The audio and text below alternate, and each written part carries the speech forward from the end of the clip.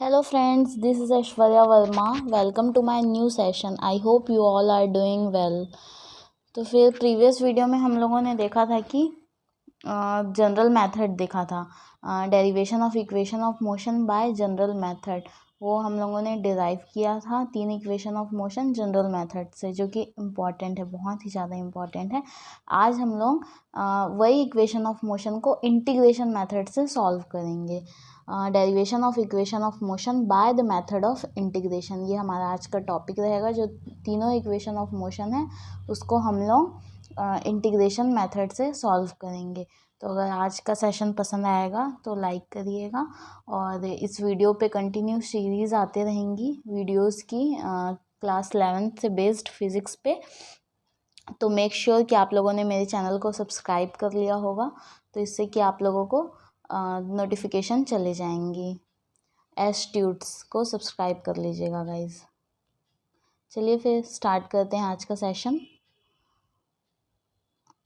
तीन जो हैं इक्वेशन ऑफ मोशन, वो तीनों क्या है? v is equal to u plus a t, second है s is equal to u t plus half a t square, और थर्ड है v square is equal to u square plus 2as। तो चलिए फिर स्टार्ट करते हैं first derivation हमारा integration method से। तो फर्स्ट क्या होता है? v is equal to u plus a t. तो फिर उसके बाद देखते हैं, let at any instant t the velocity of a particle is v। किसी भी इंस्टेंट पे जो वेलोसिटी है पार्टिकल की, वो अपन v एज्यूम कर रहे हैं। ये सारी चीज़ें अपन एज्यूम करते हैं, मान के चलते हैं, ले करके चलते हैं। तो एक्सेलरेशन इज इक्वल टू क्या होता है? a is equal to d v upon d t. D v मतलब change in velocity upon total time taken, ये होता है। तो डी वी को अपन ये लिख सकते हैं ना, a इंटू डी टी, ऐसा तो लिख सकते हैं। ये इक्वेशन 1 नाम दे देते हैं इसको। फिर उसके बाद है let at t is equal to 0 v is equal to u. मतलब कि कोई ऐसा टाइम ले रहे हैं जिसका 0 टाइम पे जो फाइनल वेलोसिटी है वो इनिशियल वेलोसिटी के इक्वल हो जाएगी, ऐसा अपन एज्यूम कर ले रहे हैं। ठीक है कि कोई 0 टाइम पे जो फाइनल वेलोसिटी है वो इनिशियल वेलोसिटी के इक्वल हो जाएगी। तो फिर इंटीग्रेटिंग इक्वेशन 1 वी गेट, फिर इस इक्वेशन 1 को अपन इंटीग्रेट करेंगे। इंटीग्रेशन और डिफरेंशिएशन जो दो बड़े टॉपिक हैं, वो मैथ्स के 11th के मैथ्स में इंटीग्रेशन और डिफरेंशिएशन है। तो यहाँ पे मैं इंटीग्रेशन और डिफरेंशिएशन नहीं बताऊँगी आप लोगों को, मैं ये समझूंगी कि आप लोगों को पता है वो चीज़ें। तो इंटीग्रेशन में अपन क्या करते हैं, ये इंटीग्रेशन का साइन होता है, ये लोअर लिमिट, ये अपर लिमिट होता है। ठीक है, तो इंटीग्रेशन, इन दोनों को इंटीग्रेट करेंगे। तो इंटीग्रेशन u से v तक का dv इज इक्वल टू 0 से t a dt। मतलब कि ये जो लिए हैं ये अपन लिमिट लिए हैं, अपर लिमिट और लोअर लिमिट, 0 से t तक का और u से v तक का। मतलब कि इसको जो है डिफरेंशिएट करेंगे इनिशियल वेलोसिटी से लेकर के फाइनल वेलोसिटी तक, और इसको 0 टाइम से लेकर के t टाइम तक के इंटीग्रेट करेंगे। dv is equal to a dt। तो जो भी कांस्टेंट टर्म होता है वो इंटीग्रेशन के बाहर आ जाता है, अगर इंटीग्रेशन में कांस्टेंट टर्म है तो a जो है वो कांस्टेंट टर्म है, a इंटू डी टी, यहाँ पे ये है। तो ये a जो है ये बाहर आ जाएगा नेक्स्ट स्टेप में, ये एज इट इज रहेगा। फिर dv का इंटीग्रेशन होता है v, इंटीग्रेशन ऑफ किसी भी टर्म का, जैसे कि dv है dt है तो उसका t हो जाता है, ये इंटीग्रेशन में आप लोग पढ़ेंगे। तो integration of dv is equal to v, और u से लेकर के v तक का इसका लोअर लिमिट अपर लिमिट है। a जो है वो कांस्टेंट है, बाहर आ जाएगा dt, तो t, तो 0 से लेकर के t तक के। फिर उसके बाद पहले अपर लिमिट माइनस लोअर लिमिट हो जाता है। जो भी इंटीग्रेशन की वैल्यू आती है उस पर अगर लिमिट है तो ये अपर लिमिट माइनस लोअर लिमिट, मतलब इसका इससे मल्टीप्लिकेशन हो जाता है और इसका इससे मल्टीप्लिकेशन हो जाता है, और minus is equal to a t minus 0, ऐसा आ जाएगा। मतलब t का अपर लिमिट इससे multiplication minus lower limit, t into 0 0 हो जाएगा। तो ये तो v minus u is equal to a t. तो यहाँ से क्या आ जाएगा, v is equal to u plus a t. ये हमारा फाइनल इक्वेशन आ गया। ठीक है, ये समझ में आया होगा। अगर आप लोगों को इंटीग्रेशन और डिफरेंशिएशन पे वीडियो चाहिए, अगर वो चीज़ क्लियर नहीं है तो फिर आप लोग बताइएगा, तो फिर मैं एक इंटीग्रेशन और डिफरेंशिएशन पे भी एक वीडियो बना दूँगी, ठीक है। फिर उसके बाद सेकंड पे आ जाते हैं। सेकेंड है s is equal to u t plus half a t square, ये अपन का सेकेंड इक्वेशन ऑफ मोशन है। Let a particle is moving with velocity u along x axis. कोई एक पार्टिकल है जो कि u वेलोसिटी से मूव कर रहा है एक्स एक्सिस पे, and at any instant t it's displacement is x, और उसका जो डिस्प्लेसमेंट है वो x है। डिस्प्लेसमेंट को अपन x से डिनोट करते हैं, ठीक है। तो v is equal to velocity is equal to होता है, वेलोसिटी का डेफिनेशन क्या बोलता है, डिस्प्लेसमेंट अपॉन टाइम होता है। तो change in displacement with respect to change in time, तो ये हो गया। तो d x is equal to v d t, यहाँ से आ जाएगा इस इक्वेशन से d x is equal to v into d t, ये आ जाएगा। And also we know that, और फर्स्ट इक्वेशन से हमको क्या पता है, v is equal to u plus a t, ये अपन जानते हैं। फिर d x is equal to u plus a t into d t, ये v की वैल्यू जो है यहाँ पे इस इक्वेशन में पुट कर देंगे। तो d x is equal to u plus a t v के प्लेस में इंटू डी टी, तो ये इक्वेशन हमारा फर्स्ट आ गया, ठीक है। फिर उसके बाद अपर लिमिट और लोअर लिमिट के लिए, now at t is equal to zero x is equal to x naught, t is equal to zero पे जो x है उसकी वैल्यू अपन x नॉट ले रहे हैं। ये सब एज्यूम कर रहे हैं, ये आप लोग सोच रहे होंगे कि ये क्यों ले रहे हैं, तो ये अपन एज्यूम कर रहे हैं। T is equal to zero पे जो डिस्प्लेसमेंट x है उसकी वैल्यू x नॉट के इक्वल हो जाएगी। फिर integrating equation one we get, फिर से अपन इंटीग्रेट करेंगे इक्वेशन वन को, तो हमको क्या मिलेगा, इक्वेशन वन को इंटीग्रेट करेंगे तो इंटीग्रेशन का साइन लगाएंगे। ये जो ऐसे बना हुआ है ना, ये इंटीग्रेशन का साइन है, और ये जो एक्स नॉट और एक्स ये है, ये जो है ये अपर लिमिट है, ये जो है ये लोअर लिमिट है, ठीक है। तो यहाँ पे D x integration of x not से एक्स नॉट से एक्स ये एक लिमिट है, और ज़ीरो से टी एक लिमिट है।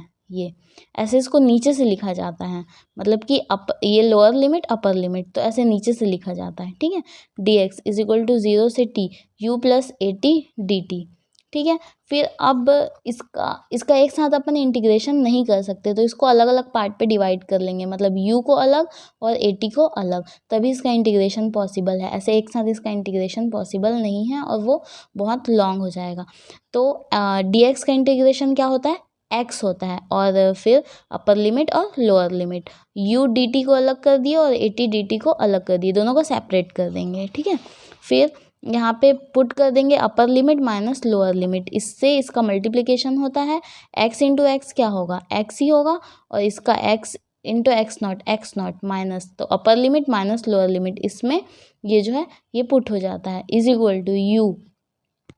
अब u जो है वो कांस्टेंट टर्म है तो ये बाहर आ जाएगा, और t का ही dt का इंटीग्रेशन होगा, तो dt का इंटीग्रेशन होता है t, फिर अपर लिमिट और लोअर लिमिट और a, और t का इंटीग्रेशन क्या होता है, टी स्क्वायर अपॉन टू, ये फॉर्मूला है x to the power n का फॉर्मूला है, x to the power n upon n, integration of x to the power n dn का ये फॉर्मूला है। तो इस फॉर्मूला से ही ये इंटीग्रेशन आया है। जब तक इंटीग्रेशन समझ में नहीं आएगा ये वाला डेरिवेशन नहीं बनेगा, तो इसलिए इंटीग्रेशन आना ज़रूरी है। और अगर आप लोगों को नहीं समझ में आता होगा इंटीग्रेशन कैसे है तो कमेंट सेक्शन में बताइएगा, मैं इंटीग्रेशन के ऊपर एक इंटीग्रेशन और डिफरेंशिएशन दोनों के ऊपर ही एक वीडियो बनाऊंगी, क्योंकि ये बहुत ही इम्पॉर्टेंट है। वैसे तो है ये टॉपिक मैथ्स का, बट फिज़िक्स में भी इंटीग्रेशन और डिफरेंशिएशन के बिना डेरिवेशन पॉसिबल नहीं है।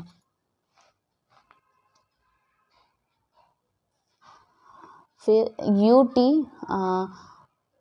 You t minus zero is equal to a t square by two, t का इंटीग्रेशन होता है टी स्क्वायर बाय टू, तो x minus x naught is equal to u t minus zero upper limit minus lower limit, यहाँ पे भी t square upon two पे upper limit minus lower limit कर दिए, तो ये वाला आ गया। फिर उसके बाद x minus x naught u t, u का मल्टीप्लिकेशन ज़ीरो से तो ज़ीरो ही हो जाएगा, a t square by two, तो half a t square, a का जीरो से मल्टीप्लिकेशन तो ज़ीरो ही होगा। But x minus x naught is equal to s, मतलब कि एक्स माइनस एक्स नॉट को एस लेंगे डिस्टेंस, तो फिर यहाँ पे x माइनस एक्स नॉट को s पुट कर देंगे तो s is equal to u t plus half a t square. ये हमारा आ गया सेकेंड इक्वेशन ऑफ मोशन। फिर उसके बाद है थर्ड इक्वेशन ऑफ मोशन क्या है, v square is equal to u square plus 2as। Now we know that a is equal to होता है dv बाई dt, मतलब कि acceleration is equal to change in velocity with respect to time, ये होता है ना। तो dv bye dt ऐसे लिखेंगे, इसको dv बाय dt लिखेंगे। तो यहाँ पे both side dx by dx का मल्टीप्लिकेशन और डिवीजन कर सकते हैं यहाँ पे, उससे तो कुछ फ़र्क नहीं पड़ेगा ना। ये रूल है मैथ्स का कि कुछ भी चीज़ मल्टीप्लाई और डिवाइड कर सकते हैं अपन। तो यहाँ पे dx का मल्टीप्लिकेशन और डिवीजन हुआ है तो dv by d x into d x by d T ऐसा लिख सकते हैं, ठीक है। फिर उसके बाद a is equal to dv by d x और dx अपॉन dt को क्या लिख सकते हैं, v लिख सकते हैं। वेलोसिटी इज इक्वल टू क्या होता है, change in displacement with respect to time, तो ये लिख सकते हैं v is equal to d x by d t होता है। तो d x by d t को अपन यहाँ पे v लिख सकते हैं। फिर a इंटू डी एक्स, ये dx इधर चला जाएगा, v इंटू डी वी ये आ जाएगा। तो ये हो गया हमारा फर्स्ट इक्वेशन आ गया यहाँ से। नाउ लिमिट्स, अब लिमिट्स क्या लेंगे, t is equal to 0 where x is equal to x naught and v is equal to u।